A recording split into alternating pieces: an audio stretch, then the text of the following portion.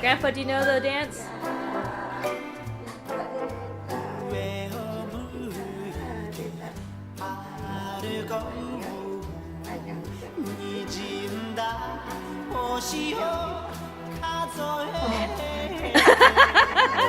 Bye-bye.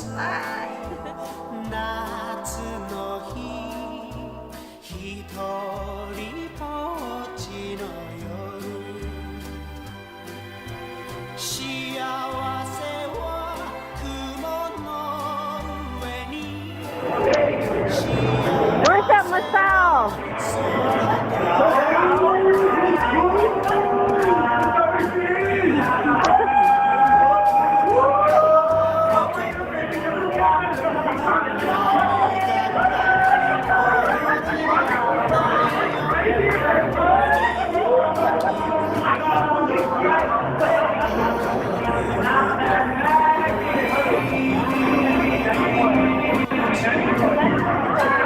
I don't know how to stop it. The battery won't even stop.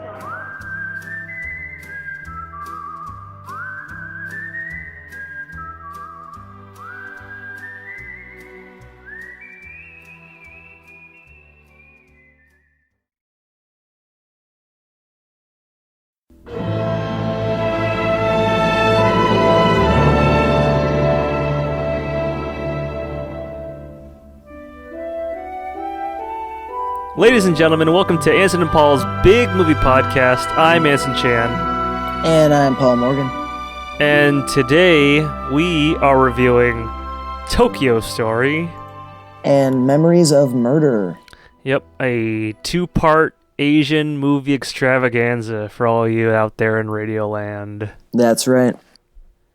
Well, Paul, which movie would you like to start with? Why don't we start with a Tokyo Story?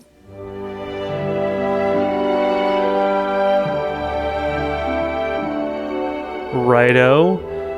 Tokyo Story, the 1953 movie directed by Yasujiro Ozu, a famous Japanese director, takes place in a little town you might have heard of called Tokyo.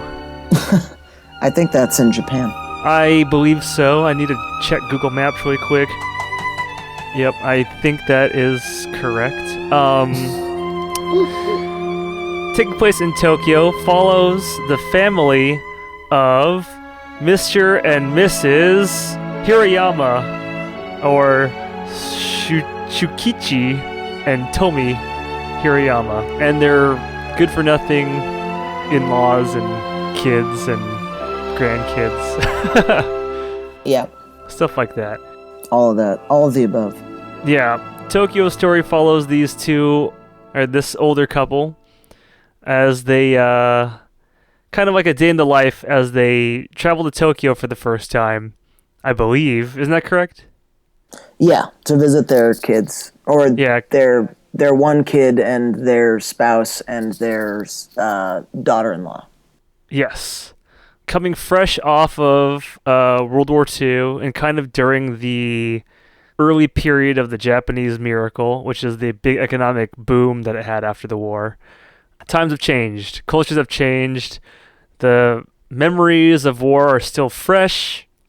And then the movie explores the different outlooks on life that these characters have, both the older generation, the younger adult generation, and the grandchildren as well. Mm-hmm. And it explores their values, how they perceive one another, how they interact with each other. It's very much a day in the life kind of movie. Absolutely. I think that's enough. Yeah, no, that sounds about right to me. All right. So, Paul, what did you enjoy about Tokyo Story? What worked for you?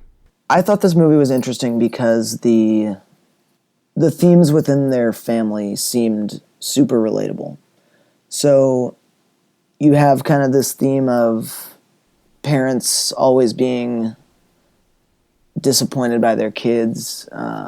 You have this theme of like if you're looking at it from the kids' perspective, these old people kind of encroaching on a life that's very well set up and kind of, I mean, they don't really disturb their kids' plans or anything like that, but they're just a bother, right? Yeah, it's like the kids don't want them necessarily to be there because the dad has a successful practice as a pediatrician. The mom runs that hair salon.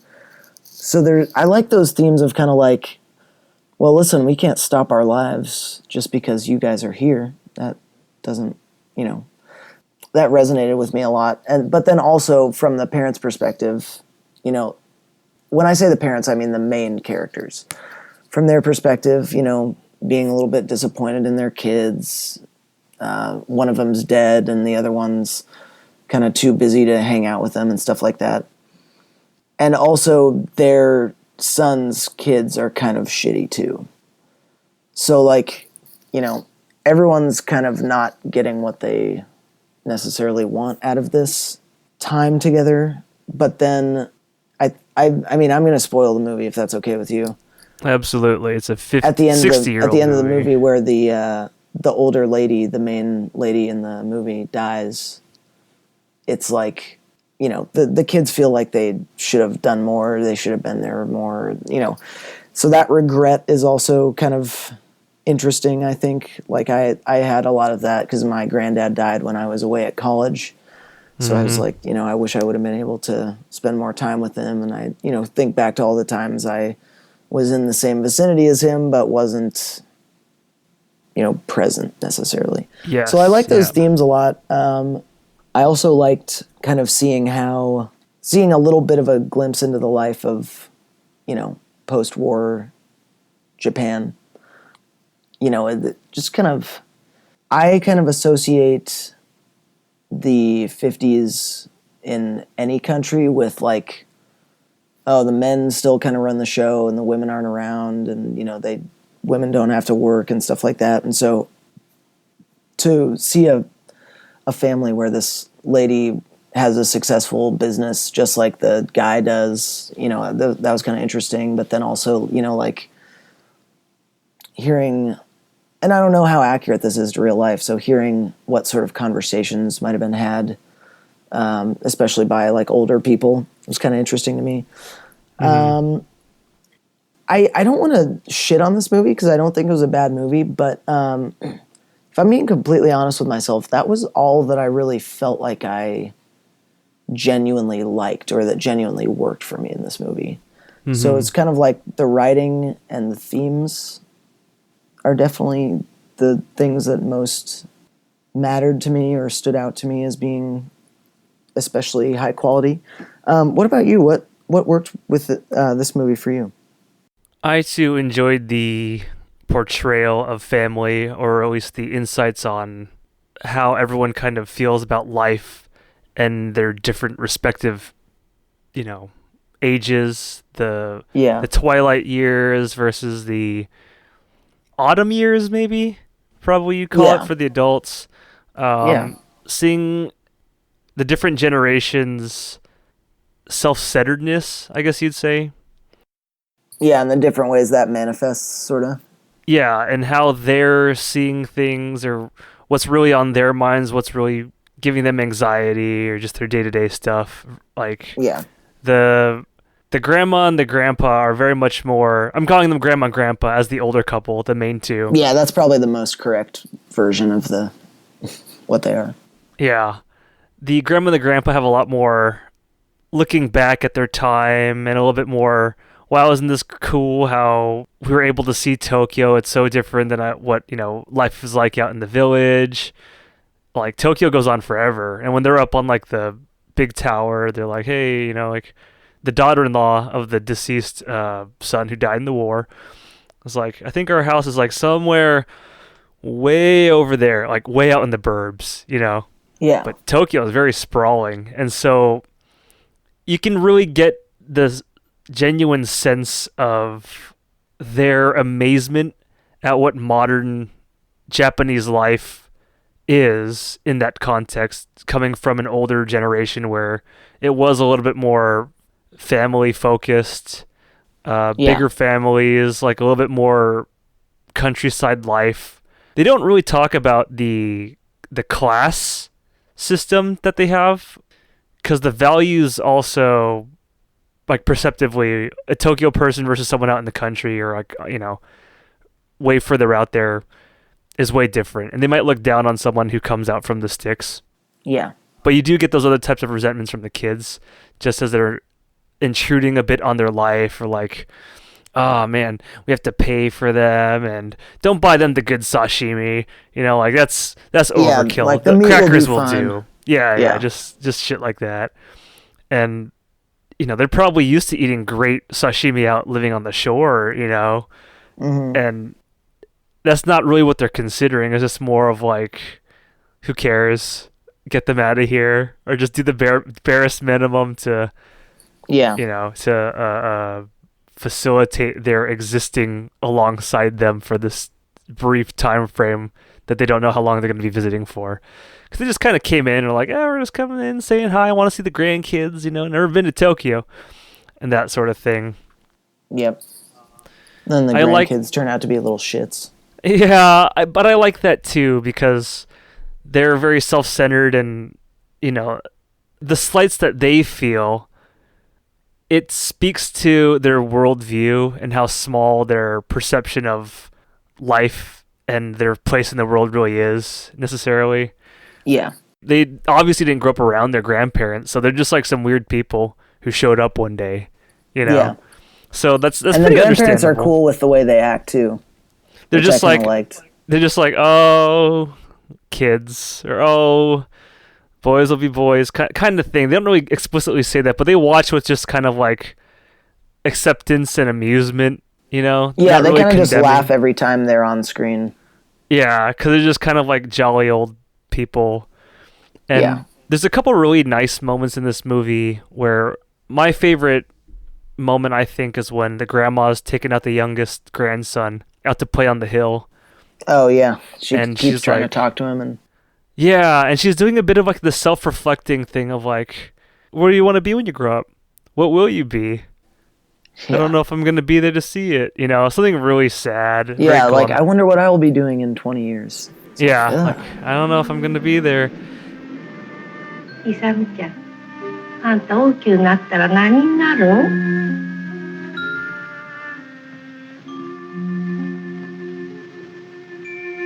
あんたもお父さんみたいにお医者さんか？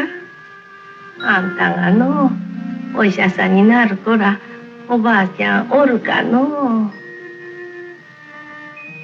And that always hits me. I have a story, I guess. Well, Yeah, here's a go couple for it. things. I got a couple things. I was always worried about my grandparents dying, and that's a reasonable fear, Yeah. because like they're close in that they exist kind of in the same space that these guys did, the grandparents in this movie, where you're not like talking to them and chatting with them, but they're around and you're hanging out, and my mom absolutely hated taking care of them and like dealing with my grandpa's shit, and my grandma, who she has her own shit because she got some like super PTSD after the war. Yeah. Grandpa wasn't the nicest fellow to her necessarily. To your grandma or to your mom? Yeah, to my grandma.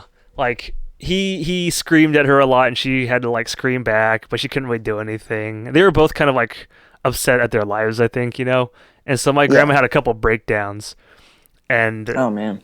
yeah, my grandpa. I mean, like quite a few in even recent memory. But they finally got her on some meds, and she's okay. But anyway, so I was always worried about that kind of shit. And my mom would always guilt me, like, you ought to be home. She's trying to pull a thing on me where I was like, you should be home because I have to take care of my parents. I have no one to hang out with. I expect the same from you, kind of thing. And like, and she'd always guilt trip me and like, Grandma and Grandpa aren't gonna make it too long, man. They're not doing so well. You should come back and say hi, and also kind of like throwing the whole thing like you should come back and move in and that sort of thing. Like you're not gonna make it in New York and pull some shitty shit. Like on the one hand, she's not wrong that like my grandparents aren't sick and I should see them. Granted, 100%. But then I know she's using that as like the stick, the carrot and the stick sort of thing. Like you're not gonna make it there either. Just come back. It's like, dude, what? So I always resented that, but I constantly feared the phone call, the text, the anything, all throughout college. Every time I got a fucking call from my mom or my sister or a text or something, I was always worried that I was like, oh shit, who's in the hospital? Like something like that was going to happen. Yeah. So that leads me to my other thing. When my auntie died, she had like full-blown cancer and she wasn't doing too well. And when I saw her for the last time, we're talking about like Breaking Bad, and like she was talking about how like I'm not gonna make it. I don't know how long I got. I really want to see the end of Breaking Bad, and I just felt so bad. I was like, oh god, yeah, it's brutal. And so I was like, I'll see you next time when I'm in town, Auntie Sally. And she's like, she had this look in her eye. I don't quite remember how she responded, but it was like a bit of a knowing of like, I don't know if I'm going to make it that long. And it was sad and it was kind of desperate, right? Yeah. And I felt that and just didn't know, like, because you have to kind of pretend like everything's okay, because to say goodbye and bye forever didn't necessarily feel right either. And who knows, maybe it was going to be okay. That's not the case, I was able to see... Well, there's that classic kind of meme where it's like people who have cancer or who are like on the last stages of cancer would rather have people like acting completely normally around them. And that's what I was trying to do. But it's like, how do you do that when you know like someone you love is about to die? Yeah. So when that old lady said that little thing, I don't know where I'm going to be, when you grow up kind of thing, I was like, that was pretty moving. I'm getting a little bit worked up just thinking about it and how it relates to my family experience, because I really like that, and we're reaching the end of our time together feeling, or just our time in general, and to see it from their perspective was really nice. Also to see the reflection of the self-centeredness of their kids, I thought was, I could nod my head and be equally disgusted at like the portrayal, which obviously the director knew what he was doing in portraying that, and like, definitely. But to see that as a mirror to how you treat, the grandparents or the older generation, I thought there were some lessons to be learned there, kind of thing. Yeah. Maybe have a little bit more holistic, like you said, present feeling in the interactions, that sort of thing. But and it's interesting when they explore, like, because the grandpa goes out drinking with his old buddy Hattori, who he knew from way back then, but also moved out to Tokyo, and they're getting drunk, and they're just talking about the shittiness of their kids a little bit, like the disappointment that they are. Yeah. And they get real drunk with their buddy, both of them. So there's three of them, and they get super super drunk. And then, like, classic older generation guy, Hattori is just, like, being really gross and, like, hitting on, like, the owner of the restaurant bar thing, the izakaya that they're at. Yeah. Just being like, oh, you're a lot like my wife. She also hates it when I drink. And just saying some, like, wilded out shit that was just, like, really amusing to me. As, like, an old person doesn't give a shit necessarily what they say. And I felt, a little bit bad for the lady who had to deal with them. But I was also really enjoying watching his just total disregard for, what would otherwise be like polite and considerate Japanese mannerisms. Yeah. That was funny. It's just funny to watch someone get drunk. I mean, can I say something kind of potentially racist? Uh-huh. Go for it. I feel like because of the societal like politeness and formality in Japan, like I would, if I was living in something like that, but it was still acceptable for me to like drink and shit. Yeah. I would feel like drinking is like my only option to get temporarily away from something like that. Dude, totally. It's a major escape for Yeah. all those people who live that awful fucking life of like working 13 hours a day, you know, and like have nothing Yeah. to come home to. It's just like, fuck it, get drunk, and then you can just be whoever you want to be when you're drunk. It's acceptable. Yeah, exactly. So totally understandable. That's not racist. How is that racist? Well, I never know when commenting on like cultural conventions Yeah. like crosses a line, because I don't have a line in my own dumb whitey culture. We need to talk about Apu. Oh gosh. For those of you in Radioland, that's kind of an oldish documentary now, but the reverberations are still pretty fresh. Yeah, they're to the point where they're taking him off the series now. That's fair. That's fine. Yeah, I mean, what else are you gonna do? Like, Yeah, The Simpsons hasn't been good for so you're long. gonna recast anyway. it with an Indian guy only to have the Indian guy do the same like offensive stereotypical accent that Hank Azaria does. Yeah, I mean, Probably not. I totally understand the outrage, Oh yeah. because like I could totally see the Indian kid or even the brown kid just being like super made fun of with that voice. Like The Office has a really funny scene, Oh yeah. like just like that, where they're doing like racial sensitivity training. I want you to take the card and I want you to put it on your forehead and take a card, any card. And I want you to treat other people like the race that is on their forehead. And then like Mindy walks in, but she doesn't know what's going on, and because Michael Scott's just trying to tell them all to like step up their game, be more racist to each other. And when she walks in, she just starts doing that like Apu thing at her, and she just Yeah. is so confused and just slaps him. Try my googie googie. Try my googie googie. Try my...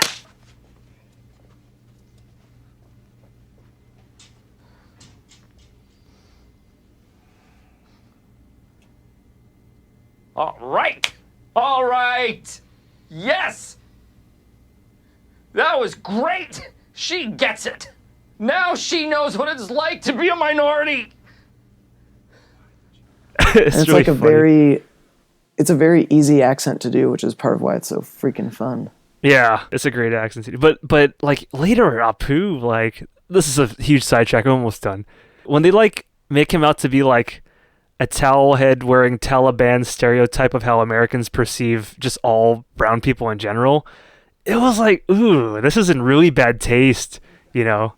Like when they're driving back from Yeah, and Canada that's- and he eats like a pepper and he's just going ah, la, la, la, la, la, la, la, la, in the car because it was too hot, and then they put a towel on his fucking head and they drive up to the border and he's screaming ah, la, la, la, la, la, la at the border patrol Yeah. people, and they fucking arrest him. Anyone want some coffee for the ride back? It's not that convenience store crap, is it? Because I don't feed that to my dogs. No, it's homebrewed. Careful. It's hotter than a Fox News weather skink. Woo! My hot. La, la, la, la, la, la, la, la, la, la, la. Here, let me wrap this wet towel around your head to cool you off. Stop him! He's expressing his faith, eh? Hold on, we're just innocent tourists. That's not in good taste. I don't think that was necessarily a funny not to mention the joke fact either. that like you can pretty much load up a character like that with, you know, as much wholesomeness and, you know, good storylines and shit as you want. It's never gonna make the fucking, you know, offensiveness of the stereotypes go away.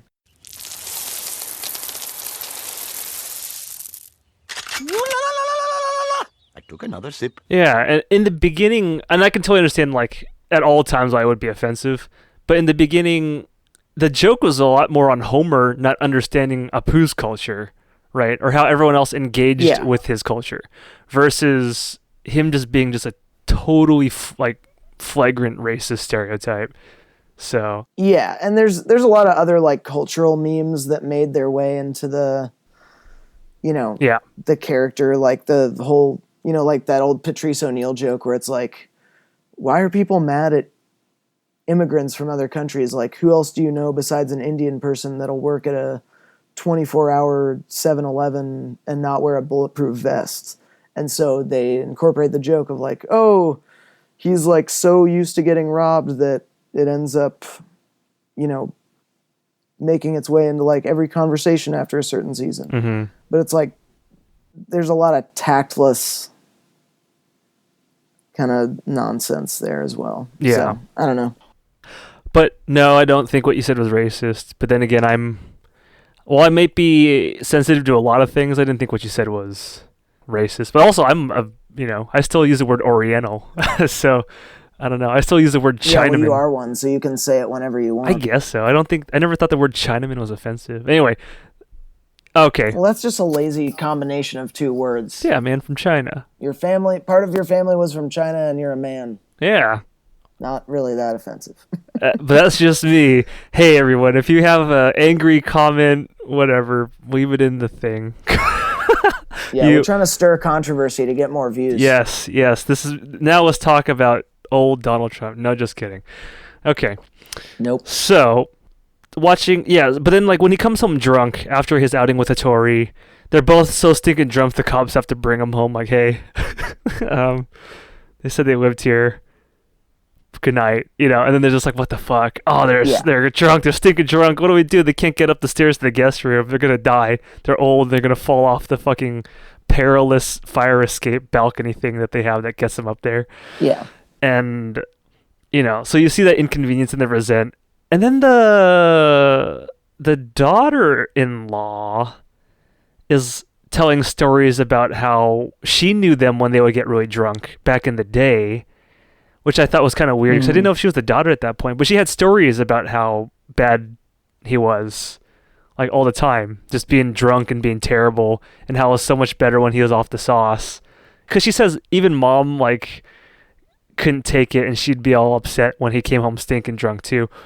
Mom, I guess, being the grandma. I guess mom being the honorific in that case, not like mom-in-law. But anyway. Sure. And so I was like, oh, that's interesting. Because they're both intruding on...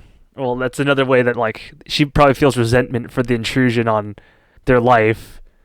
Classic grandpa getting fucking drunk, I was like, oh, that's interesting. Yeah. Man, it was brutal watching them having to, like, get on the train. And, like, we don't know if you're going to have a seat to sit down. You got to arrive 2 hours early just so you can have, like, a seat next to the door that's going to open for you to get on the fucking train. I was like, dude, I hope someone was nice in Japan, because they should have courtesy. I think a lot of Asian people do, where if they see an old person standing on a train ride, they get up and give them the seat, But if that speaks to a time and like the very distinct possibility that couldn't happen, everyone's shoulder to shoulder, then maybe who knows, It's very easy to see an old person needing to collapse after having to stand for like 6-hour train ride. Jesus. But, the come on of the illness was a nice change of tone, or was an interesting change of tone, I should say, because it really escalates very quickly. Everyone's tone kind of changes. Everyone's moods kind of changes. Like there's a little bit of blame game. Yeah, the last 40 minutes are like just everyone feeling down on themselves. Everyone's just trying to deal with the fact that grandma got real sick, and like. The mom's like, what, they didn't tell us that she collapsed at the resort? After she was just calling them so ungrateful for, like, not staying at the resort longer, Which was, like, a mahjong parlor that, the old people couldn't sleep in. All this traveling and all this shit's wear and tear on anybody, And then just to also not be able to sleep well and, like, all this other stuff. It's pretty understandable. But anyway, so, like, then the doctor... son is like, you should have told me, like, what are you doing, what are you thinking, you should have told me immediately. And everyone's just kind of like covering their ass a little bit, not in like a very blatant way, in a very understandable, like, no one wants to necessarily take full responsibility or rush to the side and be like, oh my god, what have I done, kind of thing. At the very end when she's dead and like they're all kind of sad about mom's passing, I think 2 of them are like, well, time to go, or 3 of them, they're like, time to go home, we love to mourn longer, but we have shit to take care of back at home, gotta take care of the kids and the business. Hey, by the way, can I have grandma's, what was it, book or kimono or some other shit? Just like, they're like, she's just like, oh, I want that and I want that and I want that. I'm like, dude, that's fucking foul. That's so fucking foul. Yeah, especially because there's still someone living in that house who might be able to use that, you know? That was pretty disgusting. I had a moment somewhat like this. I'm not going to say to the same extent, but I felt really, really, really weird when I did this. So when my grandpa passed away, my grandpa Chan on the Chinese side, I went to the funeral and I was going to go home, but I wanted to see the house before I left, right? Because now there's no one there. Grandma and grandpa both died. And like, I knew the big fucking problem with like, they're all gonna fucking squabble for the estate and everything's gonna get, sold off and whatever. It's all gonna be this horrible thing. You know what I mean? Like, all that's gonna go away. So when I was there, I saw that like, I'd written in my eulogy, like when I was a kid, I'd hide in the closet, like when we play hide and seek and stuff. And I had a weird smell and all the material was all coarse and the patterns were things like I'd never seen before. Right, because my grandpa had fucking style, because he's like this well-dressed Hong Kong ex-movie director guy. He had great taste, man. To this day, it still informs my business attire / going out attire, because I dress up pretty nice, I'd like to think. And so I remember that when I was a kid, and since I wrote about that, I was like, hey, Grandpa loved hats. Is it okay if maybe I took a hat with me back to New York to remember him by? And I did, but I felt really fucking rotten asking. I mean, better to ask than to be one of those people who just starts demanding shit. I mean, we had that happen when my granddad died. And I know that happened with my uncles and aunties too. But like, I just wanted like a keepsake. And they said, yeah, sure. Because we're just going to we don't know what to do with them. We're going to probably just give them away or Goodwill shit. I'm like, yeah, let me get one then. And so I got one. I got a nice brown one.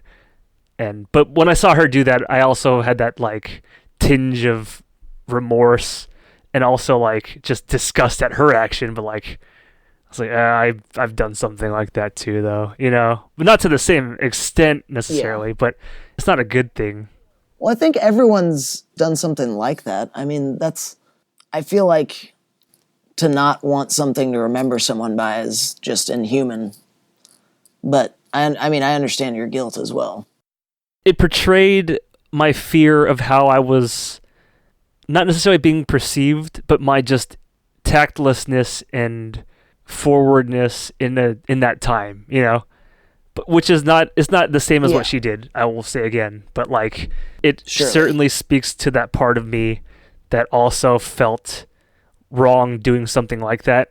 And to cast even more judgment to someone who did that so callously and like such a fucking vulture, And I'm like, what a terrible person.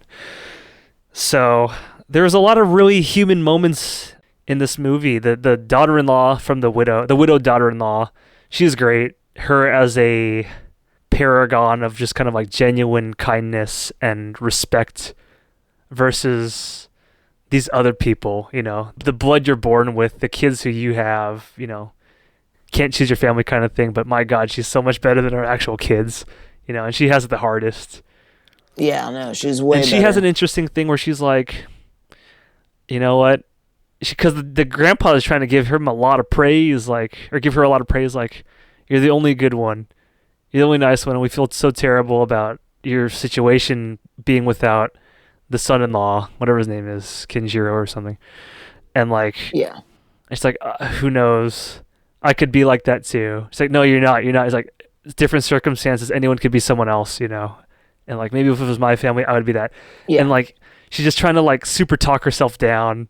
Like that super duper Japanese modesty, as like a tears in her eye, just like trying to convince the grandpa that she's not a good person, but also being a reflection of like, there's a lot of like speaking directly to the audience in this movie, where the grandma talking to the son's talking to the audience, where she's talking to the widowed daughter-in-law is talking to the grandpa is talking to the audience. All these type of moments, right? Yeah. For that, I think is great. I think it feels very much like a play. Yeah, I honestly think this should be a play instead of a movie. Yeah. Like, you'd only need like 4 set changes or 5 set changes, really. Yeah, you need 4 set changes and like 6 good actors. Yeah. That's really all there is in this movie, to be honest. Yeah. But in the play, you get that sense of the same sense you get from watching this movie. You feel a little bit like you're intruding or spying on someone's life, you know? And that's exactly what this movie does. Well, I think that's by virtue of the camera work. The camera work is very static, and a lot of times they'll show like a corridor that goes into another room so that we can sort of watch the people in the other room type thing, you know? No, I get you. The whole time I was like, this would be a great play, and they could probably fix a lot of the weird camera issues. Camera issues / editing choices. But last thing I'll say that I liked when the grandpa gave her the gold watch at the end. She's like, it's of the older style, but I think she'd want you to have it. Her grandma's treasured pocket watch that was probably like an heirloom for her. Oh, sure. The symbol of the time being passed down, and like how he can't hold on to our, all this blah blah blah. When he's out watching the boats go by and the train passing, signifying the passage of time and all this stuff. Beautiful, great stuff. A thing that was weird that I kind of enjoyed because it was just so fucking weird. This movie had a lot of it, or a good amount, I should say. The neighbor comes by. I was like, oh,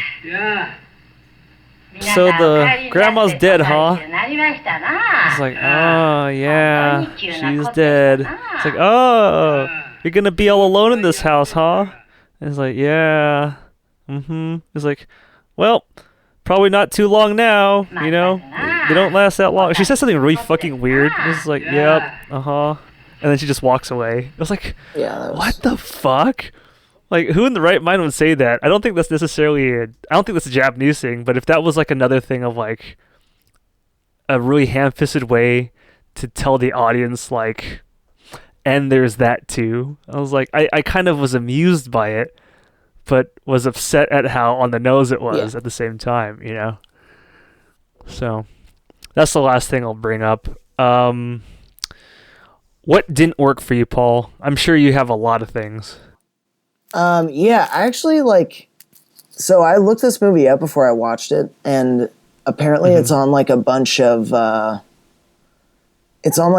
lists of like the best movies of all time and shit like that. And I couldn't get into it. Like, I liked the themes that they explored and how they explored a lot of them, but I really don't think this movie turned out good for how good the writing and subject matter and stuff were. First of all, I think the acting was pretty horrible. I mean, I don't know if that's the case or not, because I don't have obviously every different language has different inflections and stuff like that. But I didn't think the acting was good. It felt too long because a lot of the shots in a lot of the scenes just kind of hold on people and then let them do the action of the scene and then wait a decent amount of time and then cut away.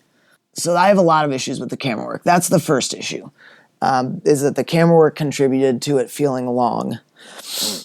The second issue is with the camera work is the shots that in a normal movie or a modern movie would be shot as over the shoulder. It looks like they're staring into the camera. Oh yeah, so much a lot of those. Yeah, I had trouble appreciating that. Okay, that's enough with the camera for right now. I didn't think the music contributed to it especially well. It was just kind of generic old, movie music. I really just think this should have been a play. Everything about it felt off to me except for the writing. I don't know, I understand the old man is kind of a jolly old man, so he's smiling a lot, but their daughter-in-law, unless she's crying, she has a big bright beautiful smile on. Like, no matter the situation. And I'm not sure if that's supposed to reflect anything about the family itself or, you know, her character maybe, but just, I don't know. That was annoying. Felt a little alien, right? Yeah, it did feel a little bit alien. I guess that's a little bit shorter of a list than I thought I would have for stuff I didn't like. But I just felt like I said before, this should have been a play. And honestly, they should remake this movie with just new filming techniques and new actors in modern day Japan. And, you know, I think it'll be a million times better just by virtue of the fact that, like, film language even has evolved so much since 1953. Mm-hmm. You know, I wonder if they would consider that sacrilege, though. I don't know. I don't know. Yeah. It just felt like it felt off. And I don't usually say this about movies. It genuinely struggled to hold my attention. Mm-hmm. I don't know. Like I said, the writing, themes, awesome. Pretty much nothing else worked in the movie for me, though. Although I will say, I did find myself genuinely endeared to the old man and the old lady. Mm-hmm. So, you know, that's something. What didn't work for you in this movie? Runtime was brutal. Fucking brutal. Yeah. Oh my gosh. It felt so long. Yeah. These old movies old Japanese movies, I should say, have a reputation of the longer the better because there's so little to do and like in that time as like a distraction. Yep. And also it was like a bang for your buck thing. Mm-hmm. So you got more movie with a ticket and you were able to distract yourself for longer because who wants to go back to doing nothing or whatever else they would be doing. They also needed a lot of escapism post World War II, of course. Yeah. So they were really into that really fucking long movie format, I think. Mm-hmm. That's what I've been told. Yeah, that makes sense. I mean, yeah, and that's like kind of the case with Kurosawa movies too. Like, I just think they're too fucking long. But they like that. Yeah. His at least feel more like they feel a little bit more modern because of the kind of he uses a lot more modern film technique than a lot of old directors do. Yeah. I'd agree to that. But like you're very right. They do feel long as hell. Man, to be honest, I haven't seen very good Japanese movies that I like. You know, like as a whole piece, I'm like, oh hell yeah, I'd totally recommend that one. Or oh man, I'm gonna remember this one because it was so good. Yeah. This is the same case with Tokyo Story. God, it's got the fucking shiningest reviews, the most positive stars, and all this other shit. God, I'm not on that train. I can't get behind it. Yeah, no, I feel you. It was definitely not for me. Has not aged well. That hokey character style acting is alien, like you said. It feels much better in a play where like they're supposed to be like a one type of person, perhaps. The editing drove me crazy. Oh yeah, it was just really jarring. Why do they feel like they needed to have this random shot of, you know, the kid in the room, or just like flashing out to the kitchen really quick, then back to the living room for nothing, or just like the really long shots of them just like dawdling in the house. I mean, we're understanding their life while being bored with their boredom and their monotony, but that's not what I want to see in a movie, is their monotonous life necessarily. You know, get to it, get to the point. And that's kind of hard to say without feeling a little bit like unappreciative of what it was going for. But there's a lot of that shit in this movie. Yep. Oh man, it felt so aimless at times. And this is a really hard movie for me to appreciate. Like I said, I like the theme a lot. I love the theme. The dialogue Yeah, the felt theme is awesome. It makes me think a lot. And obviously it elicited a strong response from you. right. The dialogue just was weird too, though. Like, that's not how human people talk to each other. Yeah, right. I find that a problem with a lot of Japanese translations, though, subtitled. If they're like Yeah. done literally, you lose a lot of, I think, inflection and character in a direct literal read of like word to word, line to line. Yeah. I can relate this to anime. Certain shows that are able to localize well do much fucking better and are much more appreciated because it's not just like a weird, stupid, and then I said this, and I don't like that. Well, that is dumb of you, and now I'm mad, kind of, written on the bottom of the screen. It's more like a, hey, piss off. What are you talking about? You know exactly what I mean. Oh, yeah? Like, instead of like, I'm mad now. Like, there's a little bit more subtlety, and you're more drawn into the world rather than being presented as is, So, and with video games too, Japanese localized video games, the famous case of Hideo Kojima, whose Metal Gear games are like well renowned and regarded, a lot in which to do as being like some of the best shit of all time. Right. And a lot of that has to do with the fact that the guy who did most of the translation was this American guy who took a lot of fucking liberties and was like, what the fuck is he talking about while reading it in Japanese, and just try to make it like palatable and cool and interesting for everyone else who didn't occupy the headspace of Kojima's weird, like totally weird literal reads and weird shit, right? Yeah.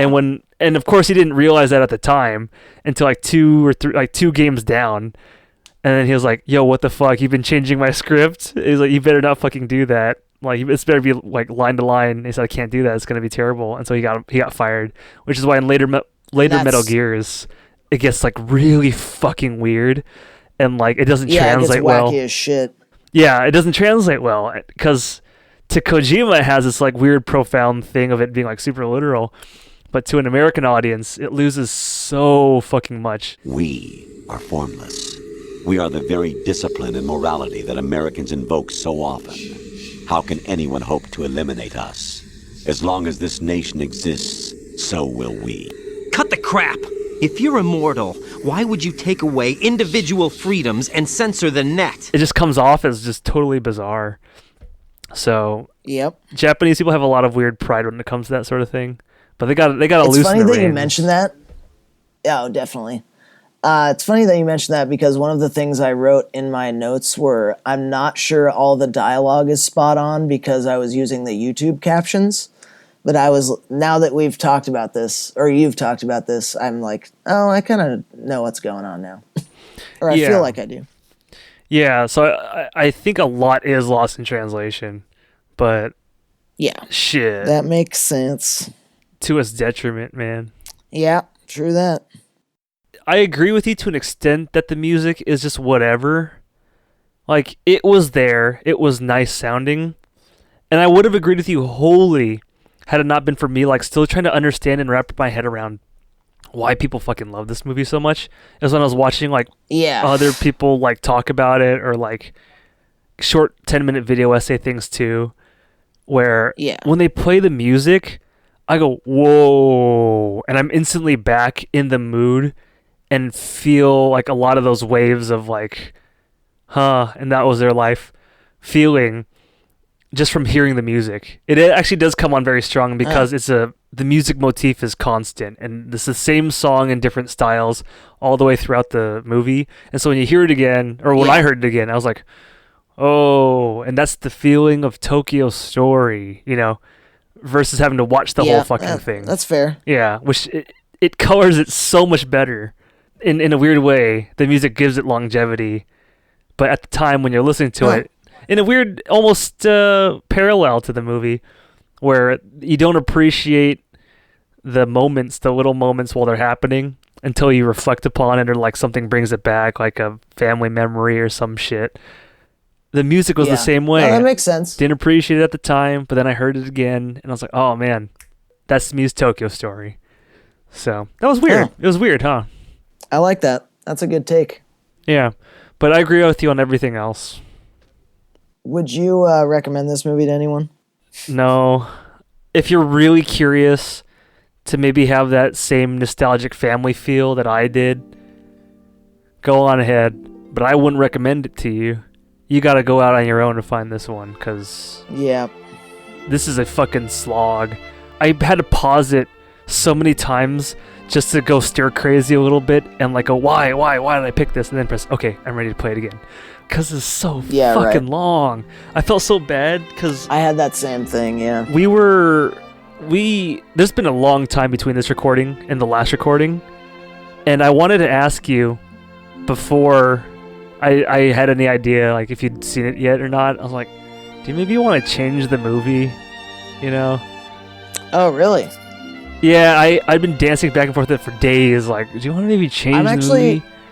Okay, so on that subject, I'm kind of fascinated by how long we're talking about this movie because of how little both of us liked it. I think I droned on about my likes for like 30 minutes though, because I was telling family time stories. Yeah, but that's the thing, is I like your family stories a million times better than I liked this movie. So, I don't know what that says, but... So, in conclusion, because I think the next movie is a million times better, what would you recommend this movie to anyone? Nope. How about you, Paul? Yeah, I can't think of anyone I would recommend this movie to. Yeah, I tried it's a tough sell. I tried thinking of people that would like it, and I couldn't. So. Yeah. Yeah. Well, at least you've got to see a little bit of film history, I guess. Yeah, exactly. I can wrap my head around the prospect of this being an important historical movie, but not for me. Not my style.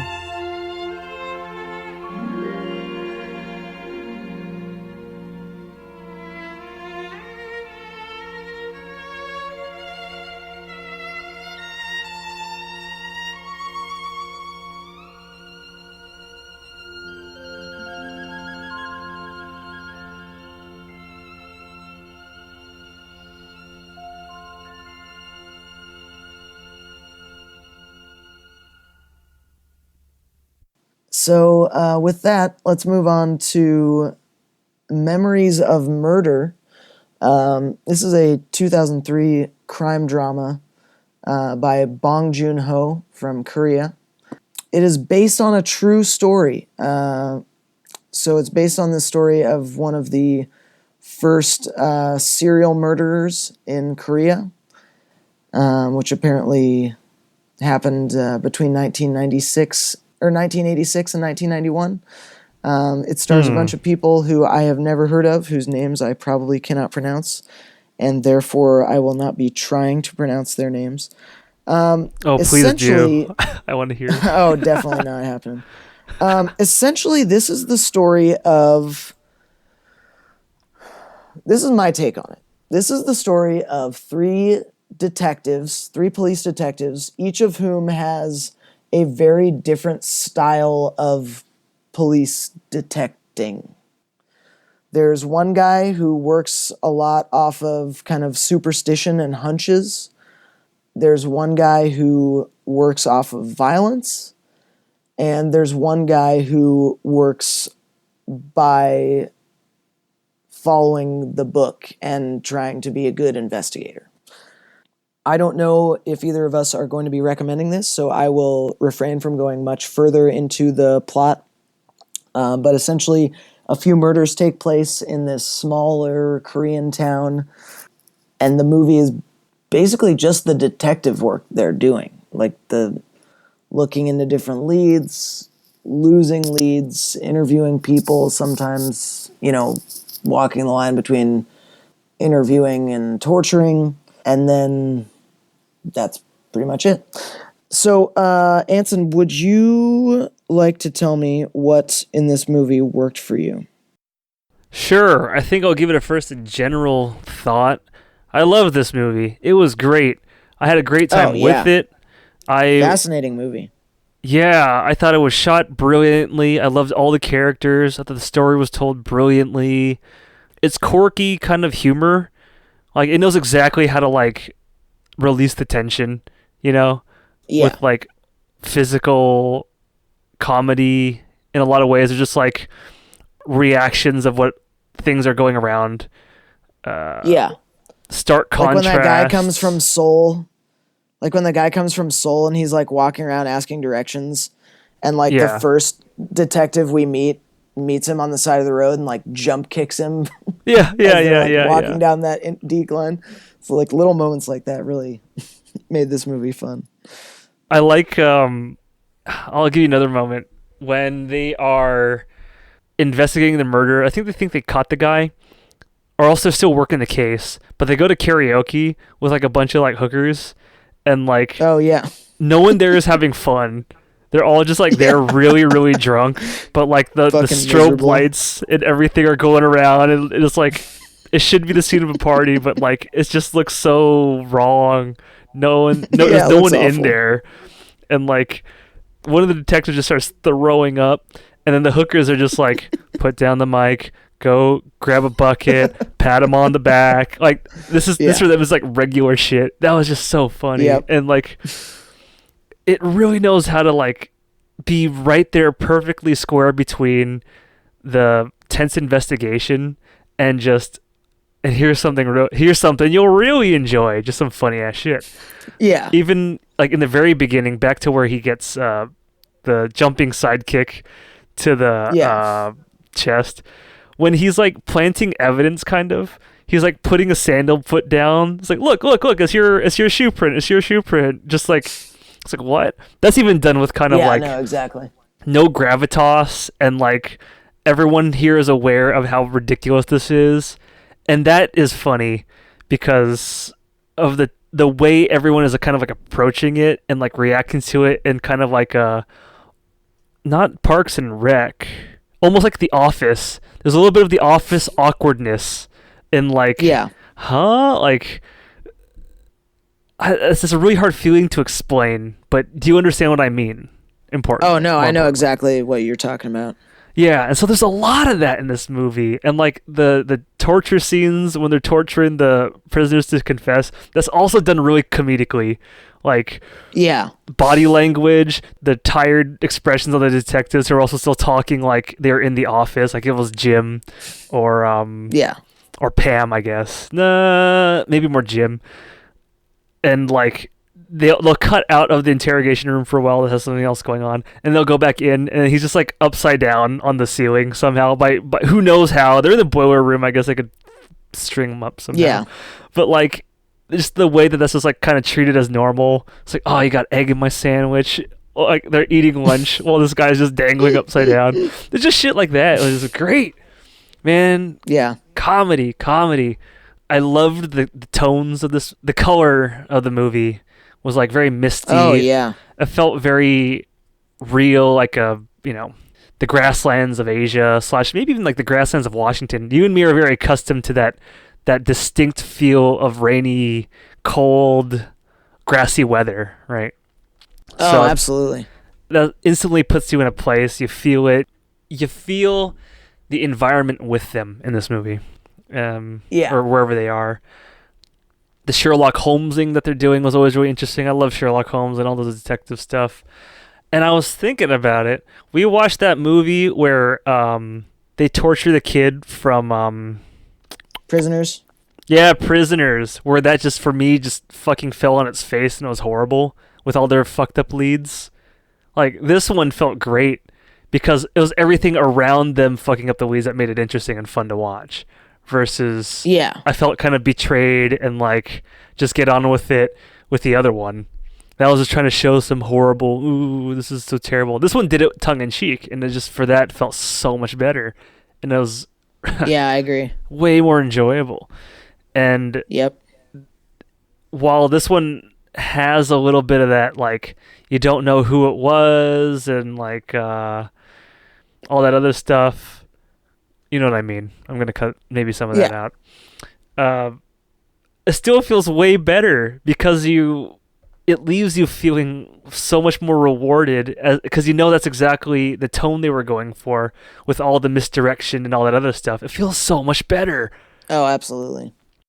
I loved the growing respect that the main detective starts to have for the Seoul detective. The guy from Seoul, yeah. I love the kicking you, in the beating you first up part guy. of the movie, that guy's the only one who's not a shithead. Sorry, Yeah. I just interrupted you. No, you're What were you right. He was a shithead, and he starts to take it a little bit more seriously when the Seoul guy is kind of like elevating him, and Yeah. he's also noticing like just putting one guy away for this isn't going to solve the problem. We got like this is like multiple strings of homicides we got in our hands, you know? And Yeah. I like the exploration of like that country culture and that deep, you know, that shame. Like they talk to that one girl who's like, it's like, oh God, no one's going to want me though if they know I got raped and almost murdered. I'm too afraid. Yeah, dude, that was so heartbreaking. Yeah, and I'm too afraid to be like, to go anywhere, but I'm just like living in constant fear. She is broken. She's just totally, as I think they say. She's like, yeah. What was it? What's the word? Broken goods or damaged goods, as they say, which is a mean phrase, but it makes total sense in this situation. Totally damaged absolutely. goods. And, oh, God, it was... She's damaged goods because of her perspective on the whole thing. And she's probably not wrong. Not because she's actually... Yeah, no. Like, if I can be racist, or at least maybe try, like how you were with the Japanese drinking thing, Korean culture is notorious for, like, gossip, social ostracization, and shit talking. Like, holy shit, man. Like, they thrive not only on, like, well, I guess on drama, on, like, just that. That's, I know that's a sweeping, gross generalization, but that's 100% fucking true, man. Like, and so that makes perfect sense to me when I watched that, and she's so fucking scared out of her wits. It's not like, why didn't you go to the cops? It's like, no, she has a real legitimate concern here. But the sad reality is, even if she doesn't, she's still fucked anyway. Because, like, look at how she is now, you know? She's not getting over that. Yeah, she's just a totally broken person. She's a total basket case, and she will probably forever remain that way because she can't actually get the help she needs for fear of having that as a scarlet letter, you know? And I thought that was very interesting. The little human moments I thought were great, like between the Seoul detective and that little girl who he's trying to interview about, like, what the fuck am I hearing about this, like, school and all this other stuff. Like, how do you guys have a fucking chant about this? Outhouse. Yeah, like we have a lead about this. What are you guys talking about? You know, and all this other stuff. I liked the fucking detective, the main village detective guy, town detective, and his like relationship with his like girlfriend of sorts. Yeah, you can't really tell what the fuck their relationship is, but they have sex. She gives him an injection, and then they hang out outside of that. Yeah, and then right, and then she like cleans his ears, and they occasionally sleep in the same place. Yeah, right, and like, and at the same time, he's still like seeing hookers and shit, and like, doing gross things. So I don't know what the deal was with that either. It's funny. I think that's just like Asian guys, like of Asia. You know what I mean? Maybe, I don't know, but I thought that was funny. And if that was done for a joke, then that was also well done because it's just funny. It's just fucking funny. The crime was done outstanding. The ending, beginning, middle, end, I thought was perfect.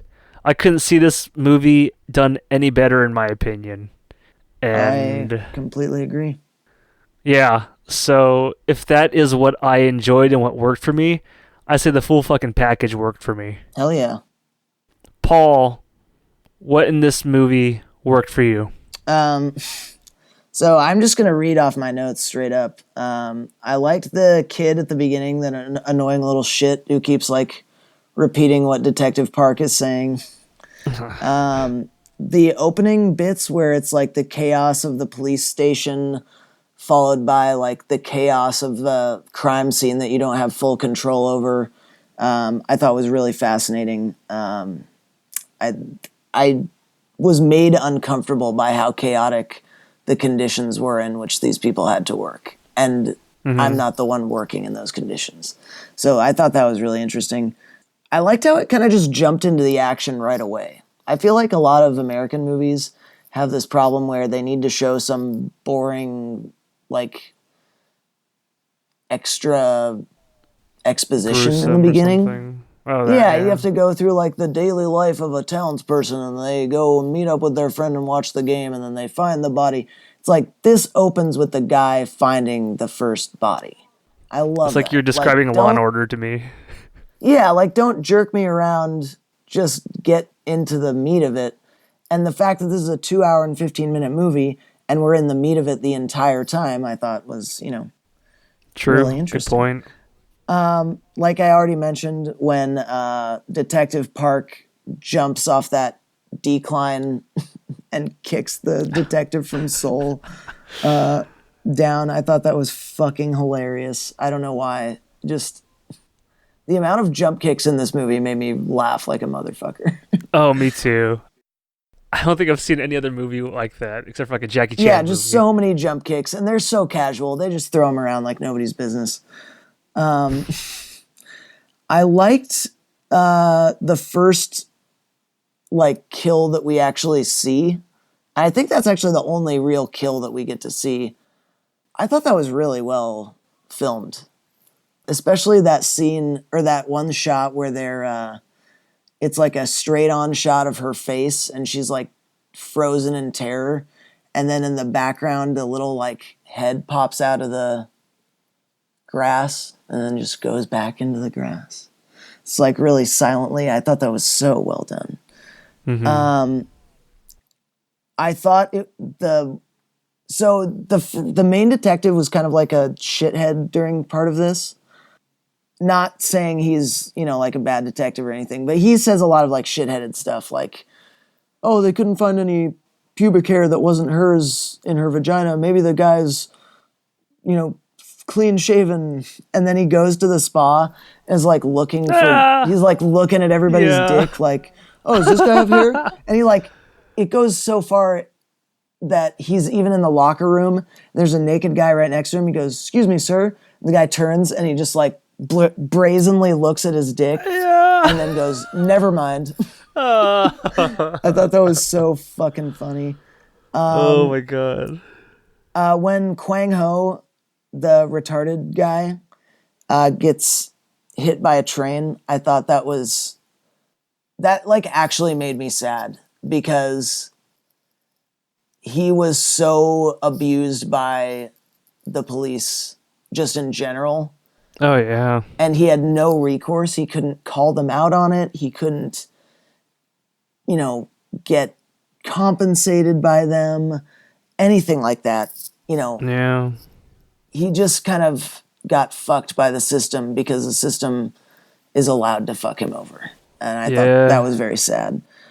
I think that I'm going to recommend this one, so I don't think I want to give away the ending, but I will just say that I fucking loved the ending. Not the actual... I'm going to try and dance around this, so hopefully we don't have to cut this out. Mm-hmm. I didn't like the actual ending where, the guy's going to the crime scene, if you know what I mean.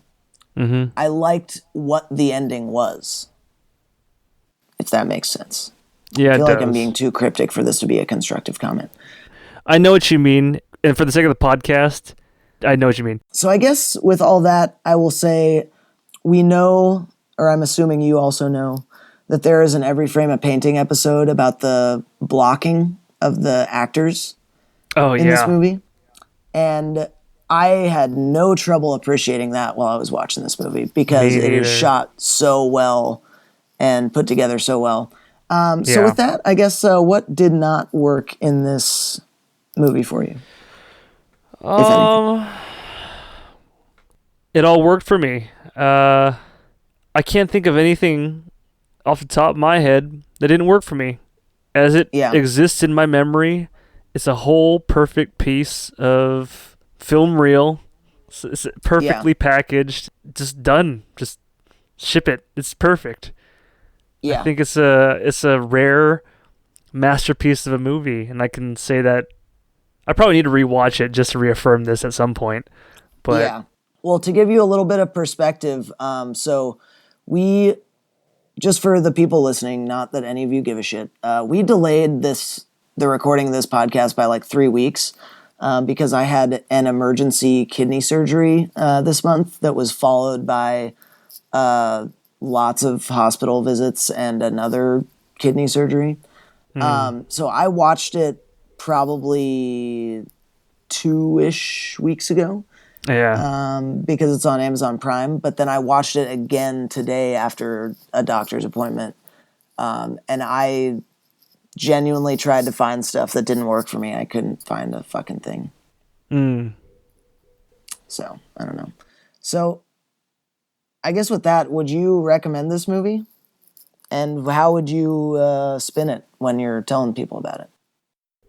I would 100% recommend this movie. I would tell people that this is a modern day film noir shot in color with Asian sensibilities and done with a lot more charm and kind of a wink and a nod and comedy than most noirs that you can think of.